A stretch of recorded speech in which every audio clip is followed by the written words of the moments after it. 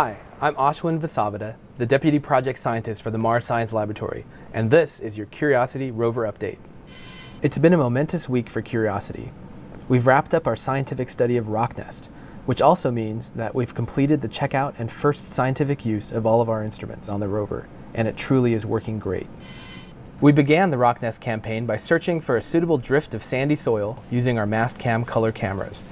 We used our ChemCam laser and our APXS chemical sensor to do an initial chemical analysis of the soil, determining whether it was similar to soils that we understand from Spirit and Opportunity, and therefore safe for scooping and sending to our laboratories.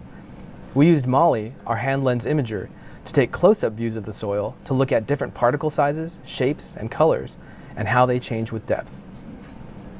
We then scooped up the soil and analyzed it with our X-ray diffraction instrument that can identify minerals in the soil based on their unique crystal structure.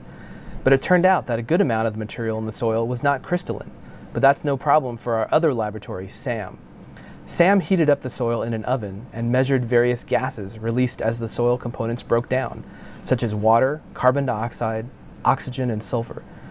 Not surprisingly, the results show a composition that is typical of Mars soils studied at other sites, with perhaps some very simple carbon-containing molecules and perchlorate salts.